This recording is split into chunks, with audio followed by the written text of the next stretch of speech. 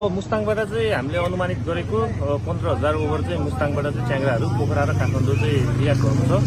त्यसमध्ये पनि पोखरामा भन्दा पनि यसपालि चाहिँ काठमाडौँको मार्केट चाहिँ अहिले मुस्ताङको च्याङ्ग्राले खाएको छ।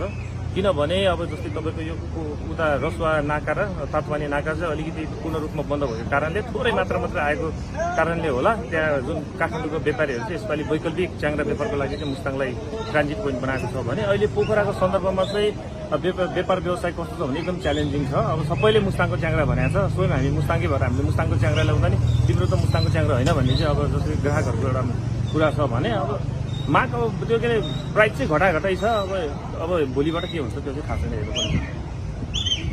अहिले चाहिँ कतिदेखि कतिसम्म चलेको छ? अहिले चाहिँ अस्ति हामीले 42,000 देखि 48,000सम्म रेट थियो भने आज चाहिँ 38,000 देखि 42,000सम्म छ। तर विशेष गरी 40,000 को सेरोफेरोमा चाहिँ मुस्ताङको ओरिजिनल च्याङ्ग्राको चाहिँ अहिले रेट चलिरहेको छ भनौँ न। के भन्छन् ग्राहकहरू आउँदाखेरि त्यही सबै ठाउँमा सोध्छन्। अब यता जस त्यो व्यापारी बिच अब द्वन्द्व गराएको छ, त्यही कारणले गर्दा जति सक्छ घटाएको छ। त्यही अब मेन कुरा चाहिँ हामीले ग्राहकलाई भन्ने कुरा चाहिँ तपाईँ सामान चिन्नुहोस् होइन, माल चिन्नुहोस् अनि बल्ल खानुहोस् भन्नु भन्दा ग्राहकहरूको चाहिँ मेन कुरा चाहिँ अब जस्तै सीमित मात्राले चाहिँ मेन अब जस अर्ग्यानिक खोज्छ भने अरूले चाहिँ रेटकै कुरा गर्छ, अब तौलको कुरा गर्छ। अब हाम्रो त मुस्ताङको च्याङ्ग्रा त्यति तौल पनि हुँदैन होइन, अब रेट त महँगो नै हुन्छ।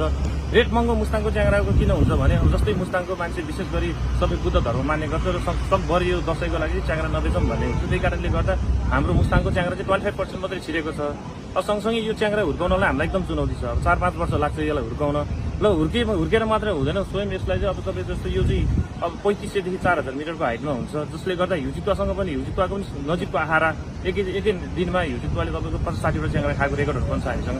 त्यसले गर्दा नि हामीले एकदम दुःख गरेर हुर्काएको च्याङ्ग्रा हुन्छ। त्यसले गर्दाखेरि यहाँको ग्राहकलाई अलिकति रेट बढी भयो जस्तो लाग्छ क्यारे। तर जुनले अब मुस्ताङको च्याङ्ग्राको असली स्वाद चाखेको छ उनीहरूले चाहिँ आएर जस्ट बार्गेनिङ गर्दैन, मजाले खान्छ उनीहरूले।